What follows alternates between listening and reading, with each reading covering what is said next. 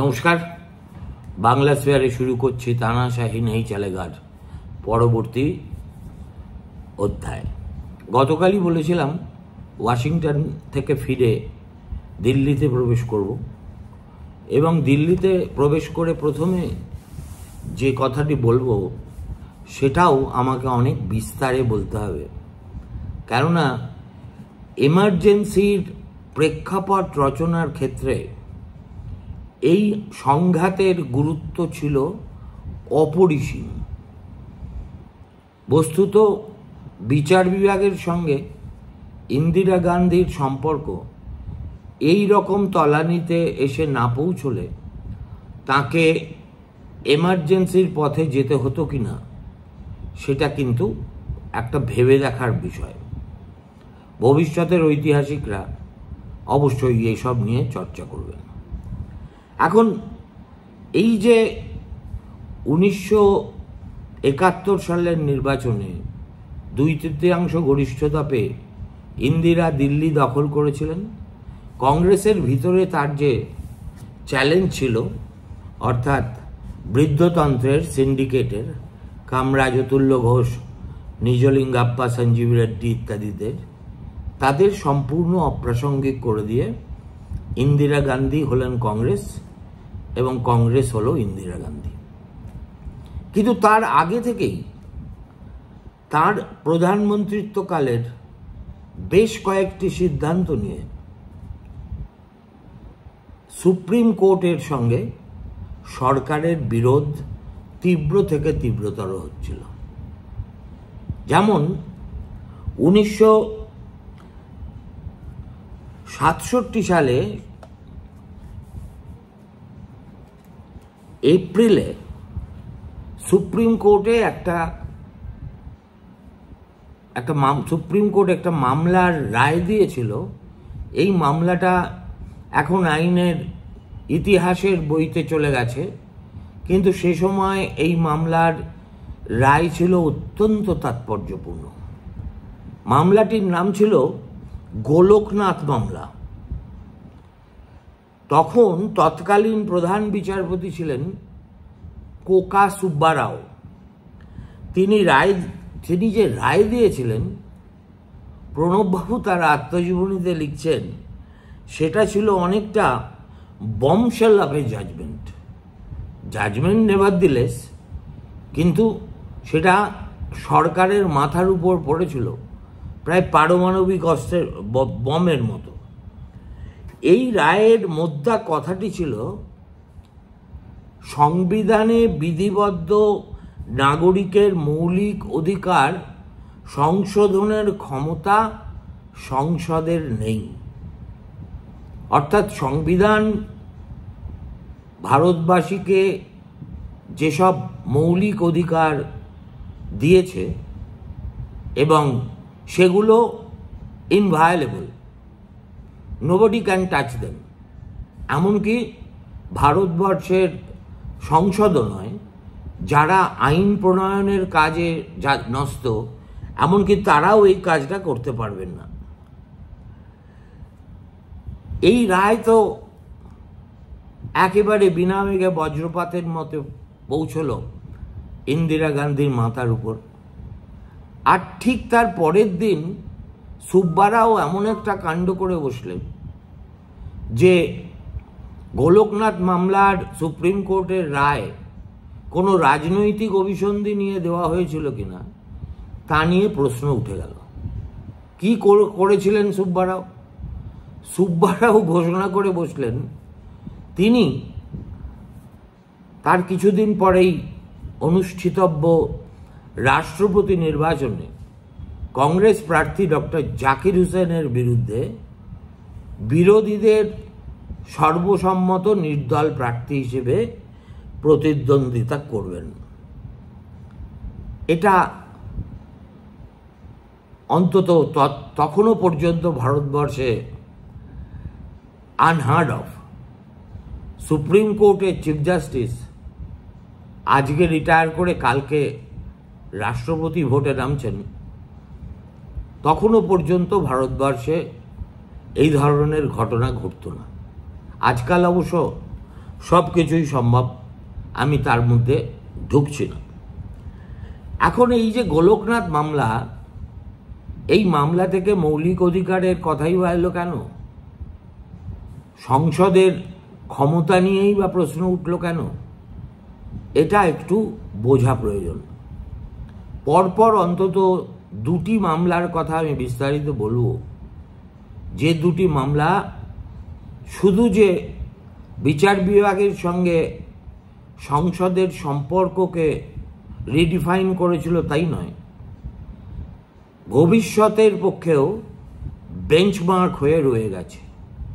যেমন কেশবানন্দ ভারতী মামলা, যে মামলায় প্রথম বিচারপতিরা রায় দিয়েছিলেন basic structure of the constitution cannot be touched, তার কথায় আমি পরে আসছি। গোলকনাথের গল্পটা ছিল এইরকম। পাঞ্জাবের জলন্ধরে হেনরি ও উইলিয়াম গোলকনাথ পরিবারের প্রায় 500 একর জমি ছিল। খ্রিস্টান পরিবার। 1953 সালে পাশ হওয়া পাঞ্জাব সিকিউরিটি অ্যান্ড ল্যান্ড টেনিওর্স আইন মোতাবেক রাজ্য সরকার গোলকনাথ পরিবারকে জানায় তারা দু ভাই আলাদা আলাদা করে মাত্র 30 একর জমি নিজেদের কাছে রাখতে পারবেন, কিন্তু সেই জমি ভাড়াটেদের দেওয়া হবে, বাকিটা উদ্বৃত্ত হিসেবে ঘোষণা করে সরকার খাস জমি করে নেবে। এই আইনের বিরোধিতা করে গোলকনাথ পরিবার, অর্থাৎ এই দুই ভাই হেনরি এবং উইলিয়াম, প্রথমে পাঞ্জাবে মামলা করেন। পাঞ্জাবে বিষয়টা নিয়ে নিষ্পত্তি না হওয়ায় 1965 সালে তা সুপ্রিম কোর্টে এসে পৌঁছায়। সংবিধানের 32 নম্বর ধারা অনুসারে গোলকনাথ পরিবার সংবিধানের 7ম সংশোধনী, যার আওতায় পাঞ্জাবে ওই জমি আইন লাগু হয়েছিল, অর্থাৎ there was a central act amending article 32 of the constitution, আর একবার কেন্দ্রে একটা আইন হয়ে গেলে তদনুসারে রাজ্যে রাজ্যেও আইন তৈরি হয় এবং হয়েও ছিল। কেননা ভূমি সংস্কারের একটা অন্যতম পদক্ষেপ ছিল এই যে কুলাকদের কাছে 100 একর জমি আছে, সেটা তাদের প্রয়োজনের জন্য যতটুকু থাকা দরকার ততটুকু থাকুক, বাকিটুকু সরকার খাস করে নিক।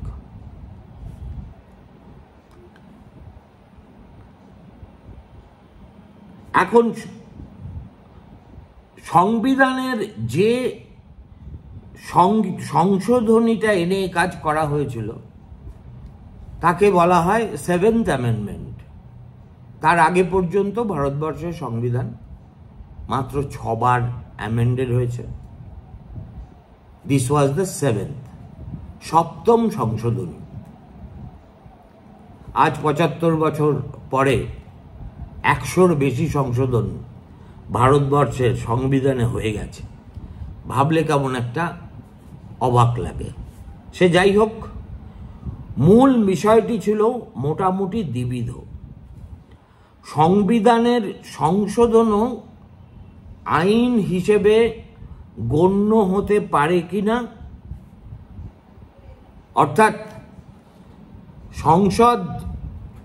সংবিধান সংশোধন করলেই whether that becomes valid law and therefore enforceable, এই প্রশ্নটা উঠিয়ে দিল গোলকনাথ মামলা। আর দ্বিতীয়টা হলো মৌলিক অধিকার সংশোধনের ক্ষমতা সংসদের আদৌ থাকতে পারে কিনা। 1 নম্বর, সংবিধান সংশোধন করলেই সেটা আইন হিসেবে গণ্য হবে কিনা, এবং 2, সংবিধান আমাদের যে মৌলিক অধিকারগুলো দিয়ে রেখেছে সেগুলো কেড়ে নেওয়ার বা খর্ব করার বা কোনোভাবে আহত করার অধিকার সংসদের আছে কিনা। সংবিধান বেঞ্চে গোলকনাথ পরিবারের পক্ষে রায় যায় সংখ্যাগরিষ্ঠতার ভিত্তিতে। 11 জন বিচারপতির সুপ্রিম কোর্টের বেঞ্চ এই মামলা শুনেছিল। 6 জন বিচারপতি গোলকনাথ পরিবারের পক্ষে রায় দেন, 5 জন বিরোধিতা করেন। ইন্দিরা গান্ধী অবশ্য ছাড়ার পাত্রী ছিলেন না। 1971 সালে ভোটে 2/3 গরিষ্ঠতা নিয়ে সংসদে ফিরেই তিনি আবার একটা সংবিধান সংশোধনী করে তার যে হারানো ক্ষমতা সেটা পুনরুদ্ধার করেন। সেই সংশোধনীটির নাম ছিল 24তম সংশোধন। তার মানে বুঝতে পারছেন, in the early days of 1960s সকাল বিকেলে সংবিধানে সংশোধন করা হতো। নইলে 1965 সালে ছিল 7ম, 1971 এসে সেটা দাঁড়িয়ে গেল 24তম। এখন এই 24তম সংশোধন যে আদতে আগের সংশোধনেরই কপি পেস্ট, সেটা বুঝতে কিছুটা সময় লেগেছিল। তার কারণ মানুষ তখন ভারত বাংলাদেশ যুদ্ধ নিয়ে একেবারে মজে ছিল। তার ফলে ইন্দিরা গান্ধী যে তার সিদ্ধান্তে অবিচল থেকে 7ম সংশোধনীটাকেই আবার 24তম সংশোধনীর নাম করে পাস করিয়ে নিয়েছেন, সেটা লোকে বুঝতেই পারেনি। যারা বুঝেছিলেন তাদের মধ্যে অনেকে প্রতিবাদে সোচ্চার হয়েছিলেন, কিন্তু তারা বেশিরভাগই ছিলেন হয় আইনজীবী, নয় জুরিস্ট, নয় আদালতের সঙ্গে সম্পৃক্ত লোকজন। সমালোচনার মূল প্রতিপাদ্যটি ছিল এই সংশোধনের মধ্যে দিয়ে সংসদ প্রয়োজনাতিরিক্ত ক্ষমতা নিজেদের হাতে তুলে নিচ্ছে, যা একেবারেই বাঞ্ছনীয় নয়। আপনারা জানেন এই ধরনের ডিবেট ভারতবর্ষে তারপরে লাগাতার চলে এসেছে। অর্থাৎ সংবিধানের ক্ষমতা আছে আইন প্রণয়ন করার, অবশ্যই সেটা সংবিধান প্রদত্ত অধিকার, কিন্তু তার মানে এই নয় যে সংসদ যতটুকু তার এখতিয়ার বা যতটুকু প্রয়োজন তার বাইরে গিয়ে নিজেদের কর্তৃত্ব ফলাবে এবং সংবিধানে যা আছে সেটাকে অস্বীকার করে সংশোধনী আনবে, এটা চলতে পারে না। যেমন আইন বিশেষজ্ঞ ভিজি রামচন্দ্রন, সেই সময় একজন খুব ইম্পর্টেন্ট লিগাল লিউমিনারি, তিনি সেই সময় সুপ্রিম কোর্টের কেস জার্নালে লিখেছিলেন, আমি কোট করছি, "This amendment is not tinkering with the constitution." Not tinkering, অর্থাৎ সংবিধানকে একটু সামান্য একটু অদল বদল করে দিলাম তা নয়। উনি বলছেন it is a veritable slaughter of the constitution. এই সংশোধনী যদি আদালতে শিরোধার্য হয় তাহলে সংবিধানটারই অন্তর্জনী যাত্রা অবধারিত হয়ে যাবে। কতখানি কড়া কথা অকপটে সুপ্রিম কোর্টের কেস জার্নালে রামচন্দ্রন লিখে দিয়েছিলেন। বম্বে হাইকোর্টের প্রাক্তন প্রধান বিচারপতি MC চাগলা, মোহাম্মদ করিম চাগলা, আরেকজন অসাধারণ ব্যক্তিত্ব, যিনি পরে ইন্দিরার ক্যাবিনেটে মন্ত্রীও হয়েছিলেন এবং মোহাম্মদ আলী জিন্নার প্রাইভেট সেক্রেটারি ছিলেন, কিন্তু এবং জিন্না সম্পর্কে তার শ্রদ্ধা ছিল অগাধ। তবুও জিন্না যখন দ্বিজাতি তত্ত্বের একটা কাল্পনিক তত্ত্ব আবিষ্কার করে পাকিস্তান তৈরির দাবি জানালেন এবং পাকিস্তান নিয়ে ছাড়লেন, চাগলা কিন্তু গুরুর পথে যাননি। তিনি দ্বিজাতি তত্ত্বে বিশ্বাস করতেন না, ফলে জিন্না তাকে ডাকা সত্ত্বেও তিনি যেতে অস্বীকার করেন এবং বম্বেতে রয়ে যান। তিনি বলছেন, it's marks of totalitarianism and hurry to achieve socialism instantly overnight। যেন ওর ছুরি তোর বিয়ের স্টাইলে ভারতবর্ষে সমাজবাদ নিয়ে আসতে হবে পারলে আগামীকাল সকালেই, এইরকম একটা মানসিকতা নিয়ে এবং একটা একনায়কতন্ত্রের মনোভাবের প্রতিধ্বনি এই প্রচেষ্টার মধ্যে এরা দেখতে পেয়েছিলেন। MC চাগলা এবং প্রাক্তন অ্যাটর্নি জেনারেল MC সেতালবাদ, তিনিও একজন ডাকাবুকো আইনজীবী ছিলেন। এই যে তিস্তা সিতালবাদ, যে মানবাধিকার কর্মী, সিভিল রাইটস, তিস্তা হচ্ছেন এই MC সেতালবাদের নাতনি। এরা দুজনেই এই সংশোধনীর ঘোর সমালোচক ছিলেন।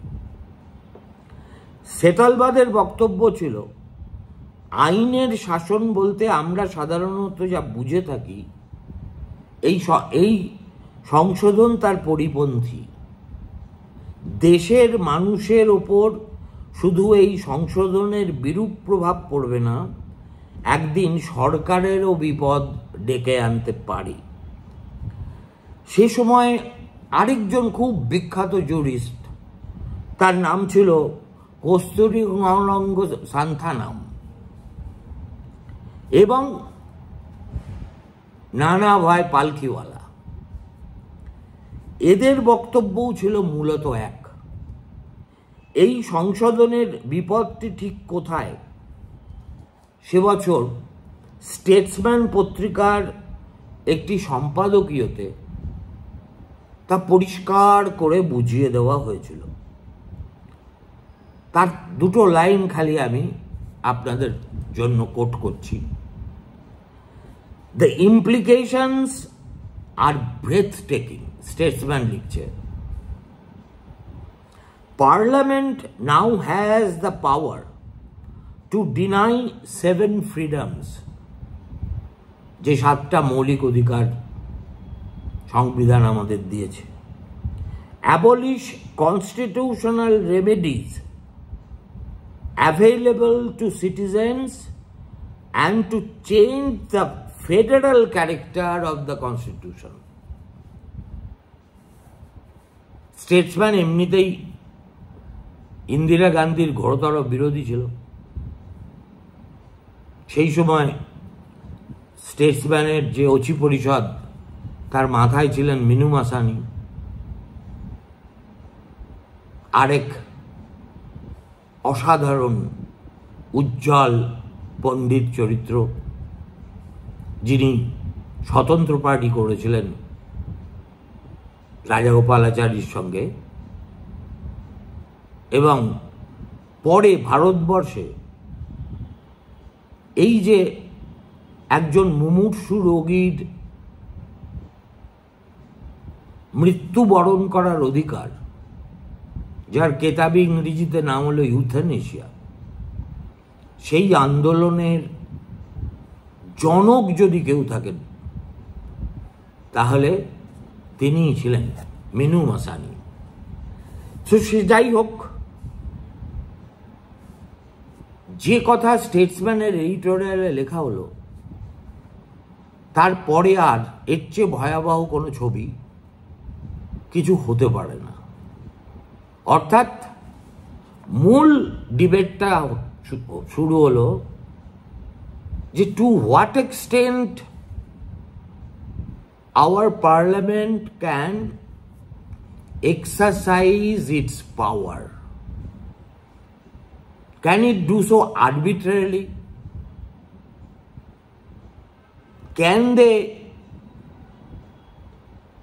change the basic tenor of the Constitution,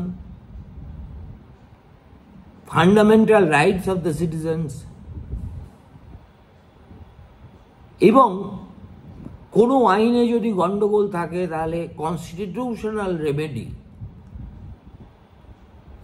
যে রাস্তা আম নাগরিকের আছে চাওয়ার, সেই অধিকারটুকুও কেড়ে নেওয়া হবে, এটা কি ব্যাপার? গোলকনাথ মামলায় বপন হয়েছিল সরকার বনাম বিচার বিভাগের সংঘাতের বীজ।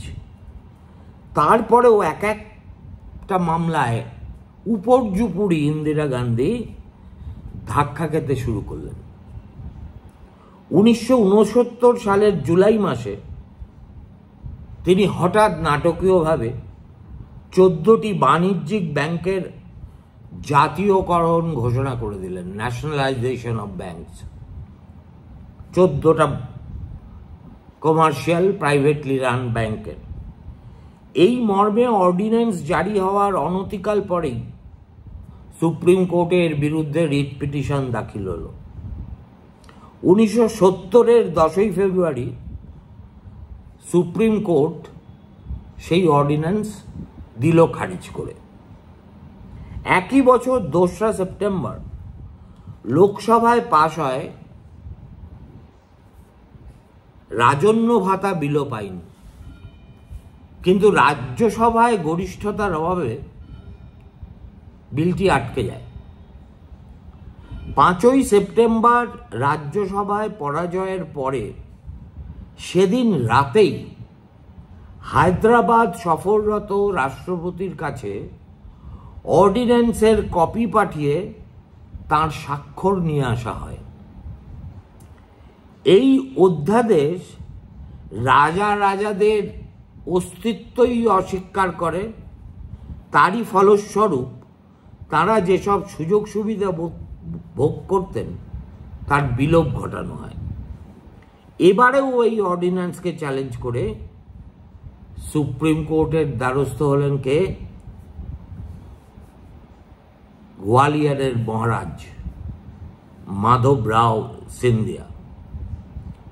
এবারও সর্বোচ্চ আদালতে পরাজয় হলো ইন্দিরা গান্ধীর সরকারের। 11 জন বিচারপতির বেঞ্চে একমাত্র এন রায়, যিনি পরে ইন্দিরা সেবা করার জন্য তার চেয়ে অনেক বেশি সিনিয়র বিচারপতিদের সুপারসিড করে দেশের প্রধান বিচারপতি হয়েছিলেন। সিদ্ধার্থ শঙ্কর রায় যদি এমার্জেন্সির কলঙ্কের 5% দাবিদার হন, এই এন রায় দ্বিতীয় বঙ্গ সন্তান, যার ঘাড়ে কিন্তু অন্তত 25% দায় বর্তায়। কেন, কিভাবে, সেই আলোচনায় কালকে করব। এখন এই পরিস্থিতিতে পড়ে আর 5 জন প্রধানমন্ত্রী কি করতেন?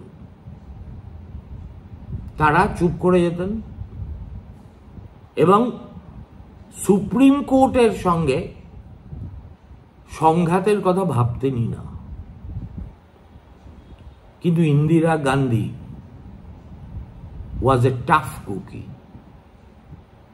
তিনি যখন দেখলেন যে তার একটার পর একটা সো কল প্রোগ্রেসিভ লেজিসলেশন, সেটা ব্যাংক ন্যাশনালাইজেশন হোক, প্রিভি পার্টস বিলোপ করা হোক, সবই যখন সুপ্রিম কোর্টে গিয়ে আটকে যাচ্ছে, তখন তিনি লোকসভা ভেঙে দিয়ে জনগণের আদালতে চলে গেলেন তাদের রায় নিতে। এবং ওই 1971-এর ভোটের গোটা প্রচারটাকেই তিনি তার বিরুদ্ধে প্রতিক্রিয়াশীলদের চক্রান্ত হিসেবে খাড়া করলেন। মানুষ তা বিশ্বাসও করল। এই সময় ইন্দিরা গান্ধীর সেই ঐতিহাসিক উক্তি, আমি বলি গরিবি হটাও, আর ওরা বলে ইন্দিরা হটাও। অর্থাৎ একটা জনপ্রিয় রাজনীতির একটা বেশ সোশ্যালিস্ট গন্ধওয়ালা একের পর এক সরকারি সিদ্ধান্ত রাজা রাজরাদের কাছে কখনো কখনো পাঞ্জাবের কুলাকদের কাছে গিয়ে প্রতিহত হয়ে যাচ্ছে, সাধারণ মানুষের কাছে সেটাকে এমনভাবে ইন্দিরা গান্ধী প্যাকেজ করলেন যেটা ভারতবাসী টোপটা গিলে ফেলল। এরপরেই তিনি সবক শেখানোর রাস্তায় নামলেন। কাকে সবক শেখাবেন? না, বিচার বিভাগে। এই সংঘাতে তার ভূমিকা সেই সময় প্রবল সমালোচনার মুখে পড়েছিল, কিন্তু ইন্দিরা সেসবকে পাত্তা দেওয়ার লোকও ছিলেন না, দেননি। বরং 1971-এ জয়ের পরে জনতার আদালতে এই রকম বিপুল রায় সঙ্গে নিয়ে এসে তিনি সংঘাতের মাত্রাটা আরো বাড়িয়ে দিলেন। আর সেই তখনই হঠাৎ বাজারে এলো কমিটেড জুডিশিয়ারির তত্ত্ব। সেই তত্ত্ব কি, তারপরে কি কি হলো, কেশবানন্দ ভারতী মামলা, বিস্তারিত বলতে গেলে সব কিছুই আমাকে বলতে হবে। আমি তো প্রাণপাত করে আপনাদের সামনে যতটা পারছি বস্তুনিষ্ঠ, তথ্যনিষ্ঠ, নির্মোহ দৃষ্টিভঙ্গি নিয়ে বিষয়গুলো উপস্থিত করতে, কিন্তু আপনারা এমন কিপ্টে যে এই সৎ পরিশ্রমের কোনো সামান্য বিনিময় মূল্যটুকু দিতে প্রস্তুত নন। ঠিক আছে, ছেলেবেলায় পড়েছি যবনের হাতে খানা খেতে হবে সাথে, খেয়ে যাব যতক্ষণ দম আছে। ভালো থাকবেন, নমস্কার।